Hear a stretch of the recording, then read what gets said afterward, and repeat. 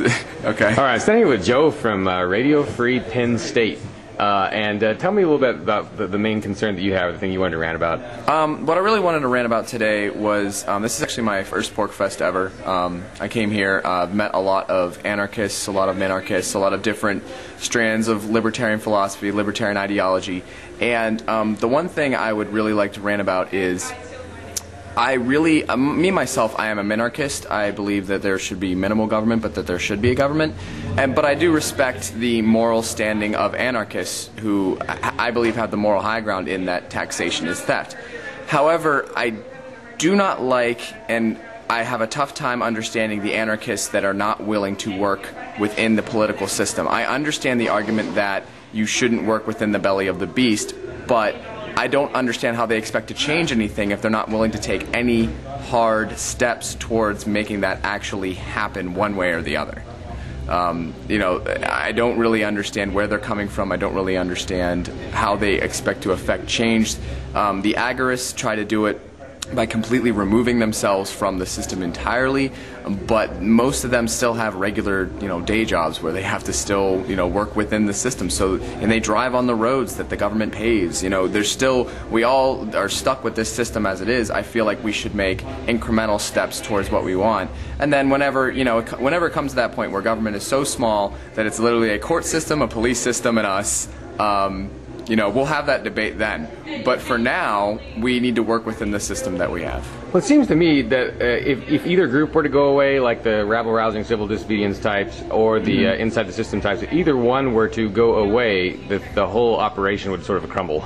Yeah, I totally understand, and I want them to be here. I'm not saying, like, go away, you don't belong here, or anything of the kind. I just really wish, I talked to somebody yesterday who's a Free Stater who said, if we had another 1,000 people here, we would completely control this state in every way, shape, and form.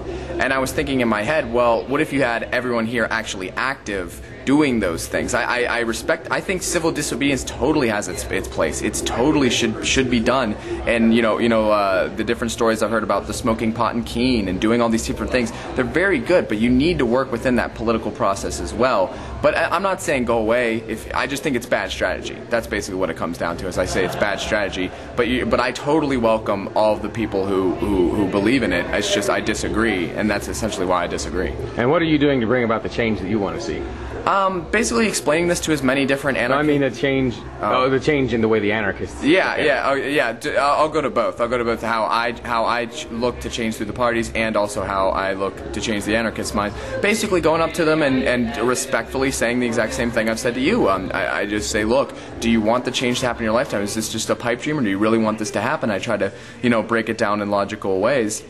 And as far as me personally, how I try to affect political change is I do work within the political parties. I work for candidates who are liberty-minded, who are, very strong liberty focusers. I have working on developing an organization at Penn State University called Young Americans for Liberty that I hope will be the ideological weight behind all the, at least Republican candidates, maybe Democratic candidates as well, to really influence them. It doesn't mean it is also important, though, that you do not get co-opted by the party, where you're not just voting for an R or voting for a D, or, that is not important. Whatever party is elected is not important. It's the philosophy, it's the ideology, and I would rather sacrifice an election, instead of having someone up there who does not represent libertarianism. You don't have to sell your soul to work within the political system.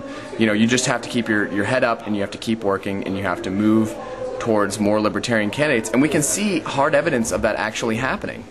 Another reason why it's so great to actually run libertarian candidates is you have someone like Ron Paul run, and he comes in, and so how many people found out about libertarianism through Ron Paul just running and getting, being laughed at on stage, 4 years ago? People laughed at Ron. They thought he was a complete joke. And I'm a convert to libertarianism through Ron Paul. I can think of, I can't imagine how many hundreds of thousands, tens of thousands other people are as well. And you look at the debates this year, and they, everybody sounds a lot like Ron Paul, and everybody references Ron Paul in glowing language. And even if Ron Paul isn't even my ideal libertarian, he has some immigration views that I don't agree with. But that's not really the point. The point is get everybody moving in that direction. We're a big country. There's hundreds of millions of people here. You're not going to convert everybody in 10 seconds. This isn't Marxism. There isn't going to be a crisis in philosophical beliefs and everybody's going to all of a sudden change. We have to move things one step at a time. One person at a time. Yeah, exactly. All right. Thanks, Joe. All right, no problem.